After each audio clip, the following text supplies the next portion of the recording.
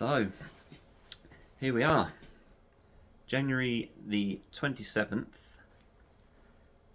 and 10 years ago, January the 27th, 2016, at 23 minutes past 7, which is the time I'll put this out, I died. So, I used to run a lot, and at the end of 2015, I'd done the Boston Marathon, and then I did a 100-mile race in October, and I'd gotten into the Liverpool to Leeds Canal race, which was 135 miles, and that was my qualifier to get into the Badwater race in the States, which is 135 miles from Badwater to Mount Whitney, one of the biggest races in the world. In the December, I moved house, carried on running, etc. I'd done 2,350 miles in 2015 in the year, and I was easily doing 50 miles a week, and I'd done 52 marathons and about 33 ultra marathons, something like that. I'd placed in a few. I'd been a third place in a couple, so it was okay. A few fourth places, things like that. And I went out for a run one evening. A few things hadn't been right. I've been getting really bad lactic build-up in my legs after a couple of miles, and for someone who's running as much as I did, that was really unusual. And I meant to go to the doctors, and finished work late one day, which was the 27th of January, and thought, well, I'll go out for a run, do a couple of miles. And I said to my daughter, I'm just going out, I'll be back in a while, which was not out of the ordinary. She's only 12, but I'd just run up the road or whatever and come back. The first mile was really, really hard, and I was like really struggling to 9-minute mile, which was slow. For comparison, I'd done a mile in about 6 minutes 10 was my best. So a 9-minute mile, okay, and I was struggling for that. And I got to the end of the road. I was going to turn around and come back. Oh, I need to use the local facilities, which was the bushes like in the corner, as you do. So I did my business. Went to go and start running again. I was like, really dizzy. And then I went to kneel down, or crouch down on the floor. Next thing I knew, I opened my eyes. All I could see was trees and hear the wind, and I actually screamed out. I was like, ah! And didn't know what had happened. I hadn't got a clue. And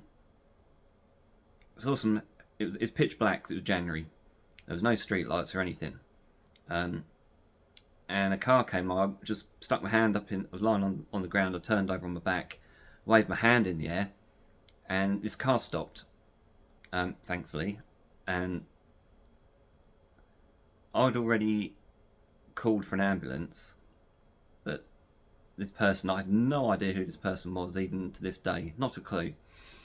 And then somebody else stopped and put a coat on me, and the ambulance station was literally half a mile down the road, so they were there pretty quick.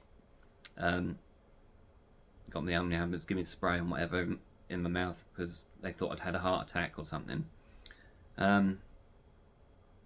Anyway, we'll cut it short a bit here.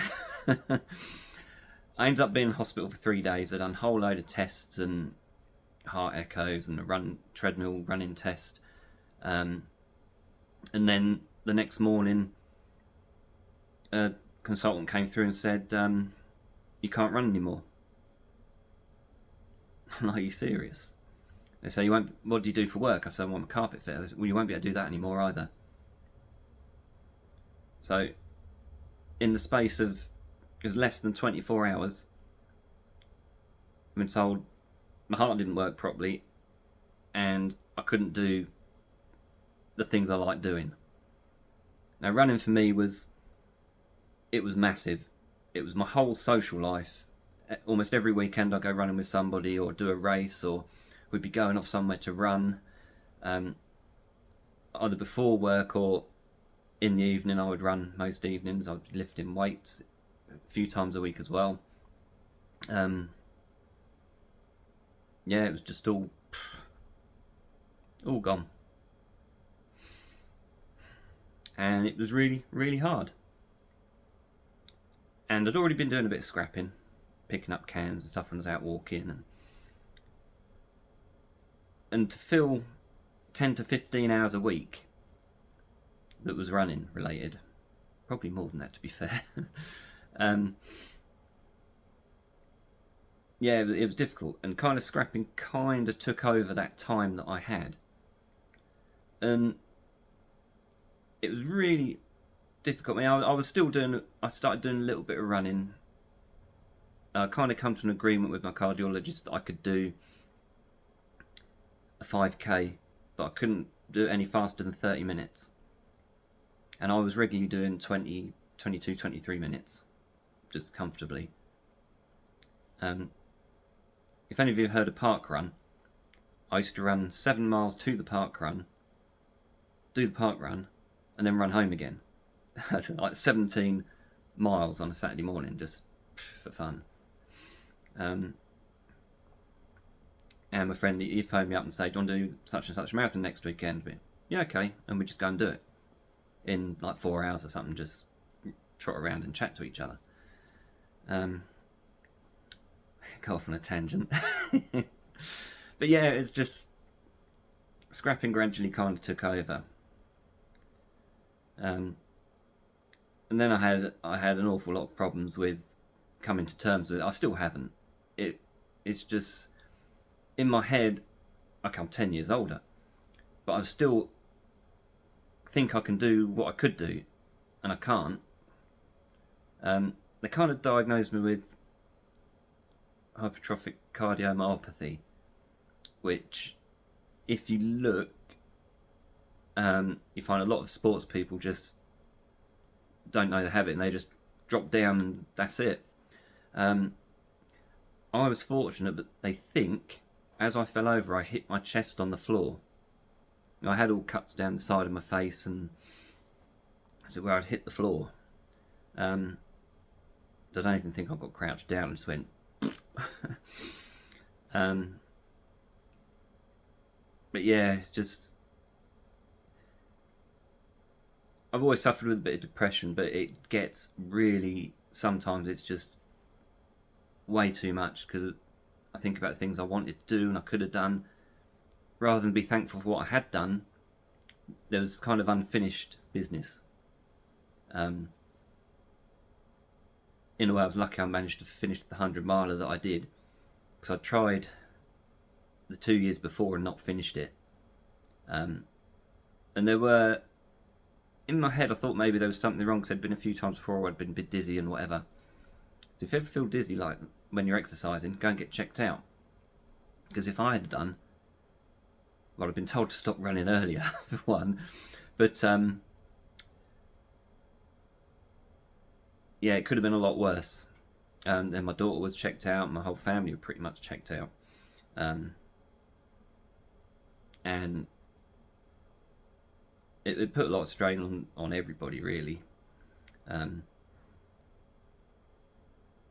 then, I think what year it was, I went to South Africa for the Comrades Ultramarathon with a couple of friends. It might have been 2018, it was before COVID. And I shouldn't have gone, it was too much. And I don't know how I managed to get through that and back. I was crying a lot at the time because people say, "Oh, were you running?" And I'd have to explain why I wasn't running. It was just really, really difficult. And then when I came back, I was supposed to go to work the next day, and I just couldn't. I just stayed in bed most of the day and just cried pretty much. This was a few years after. Yeah, I didn't work properly for probably 3 or 4 months. My daughter was so good, Leah, absolutely wonderful. She shouldn't have been looking after me. I mean, God, it was it was really hard. I had some really good friends, Kath, who helped me a lot, Simon, he's a mental health nurse, which was he's just such a nice bloke, and Rob, who was my best mate, who no longer talks to me, and I have no idea why. Yeah, so without them, it just, I probably wouldn't be here. There was something that I'm not going to go talk about that in case my mum watches this, but yeah, I was really, really, really low. And I just kind of, no girlfriends or anything for about a year. I just stayed on my own and just concentrated on what my daughter needed to do with school and things like that, and worked. And I couldn't drive for 6 months either. That was a bit of a pain. Just worked and did my scrapping, and then I met Tracy, who is Mrs. Eco Scrapper, and she's just marvellous, really, really great. And it's our 4th wedding anniversary just a few days ago. Yeah, she doesn't quite understand what goes on in my head sometimes, but then, to be fair, I don't. But yeah, she made a big difference. And then we moved up here to the island, and it's just so much more relaxed here. It's a lot easier for me because I've still got loads of things going on, but it's not anything like it was before. There's not people in my face all the time saying, "Oh, why haven't you done it?" And it's just, everyday kind of stuff. And if I want, I just go for a walk down the road and just look at the birds and the sea, and yeah, I've been a lot better here, which is good. And then I've got my YouTube kind of friends, the comments and all the rest of it, and it's really nice to see what other people are doing and things like that. I won't mention you because I'll be here all night, but yeah, Ian Matthews is great to watch. Scrapping Irish, and HH Recycling Chris in British Columbia. Patrick Williams as well. There's so many of you, and it's just, yeah, really good. Yeah, I just thought I'd kind of fill you in on things and just waffle on a bit. I haven't edited this at all. I just talked. Don't think I've left anything really important out. No, but that's me. Just dodgy heart, and I still run a bit, lift my weights and things like that. But it's always in the back of my mind, what if this happened? What if that happens? But then again, if it does, it does. I'm not going to know a whole lot about it. And everyone will be wanting what I've left behind. But if you know people who are suffering with mental health or depression or anything, just I think what the word is. Don't say, "Oh, you're miserable," or, 'cause it's not being miserable. It really isn't. Sometimes you just can't explain. The most marvellous things might have happened, and you're still like, It is so hard sometimes. But if you know someone, and just say hello to someone, or have a little chat with them, and it might make the day, might change something. So there we go. Well, thank you for watching, and I shall see you very soon with some more videos. Keep scrapping.